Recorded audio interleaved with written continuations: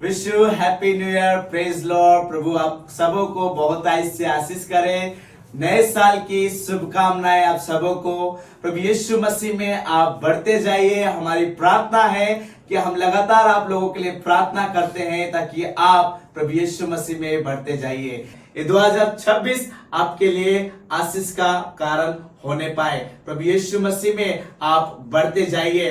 मैं आपको एक बात बताना चाहता हूं। इससे पहले हमारा शुरुआत जो है साल से या गानों से या बहुत सारे चीजों से होने से पहले प्रभु यीशु मसीह के वचन से हो। एक आशीष का बात बताना चाहता हूं जो परमेश्वर के वचन में आपको मिलेगा।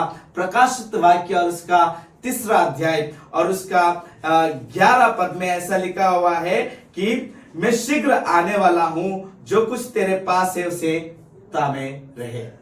इसका मतलब प्रभु यीशु मसीह कह रहा है कि देख मैं शीघ्र आने वाला हूं, वो जल्दी आने वाला है। हमारे पास तो साल बदलते जा रहा है, हमारे पास दिन गुजरते जो कुछ तेरे पास है उसे थामे रहना। थामे रहने का मतलब क्या है? वो कह रहा है कि जो कुछ तुम्हारे पास है उसे थामे रहना।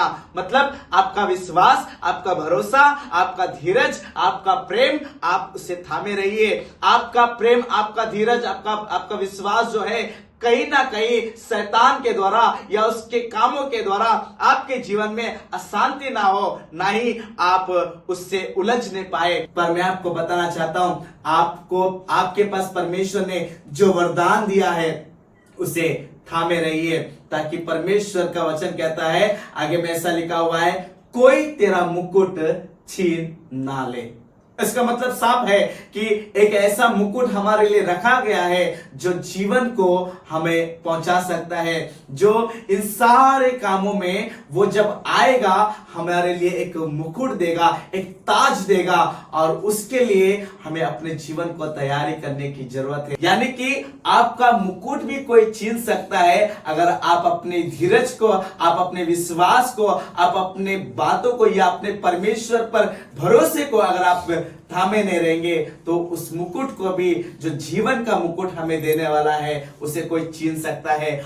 और इसलिए मैं आपको बताना चाहता हूं कि हमें इस नए साल में, ये 2026 हमारे लिए एक आशीष का साल है और इसमें बहुत सारे सताव हो सकता है, पर इन सताव के दिनों में भी हम इस बात को जानते हैं कि प्रभु यीशु मसीह हमारे साथ है। मैं आपको बताना चाहता हूं, कलीसिया जब सता हुआ है तभी और बढ़ते गया है और इसलिए हमें भी इस बात पर भरोसा करना चाहिए कि कलीसिया बढ़ने का या उसका बढ़ोतरी का चिन्ह यही है कि सताव होना भी जरूरी है। नहीं तो यीशु मसीह की बातें जो है वो झूठा ठहर सकता है, क्योंकि प्रभु यीशु मसीह कभी झूठ नहीं बोलता।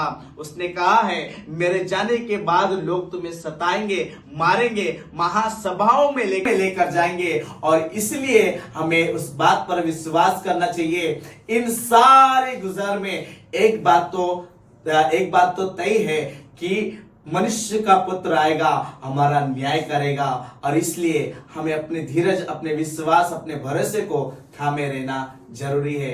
वो शीघ्र आने वाला है। फिर से एक बार आप सबको नए साल की मुबारक। Praise God.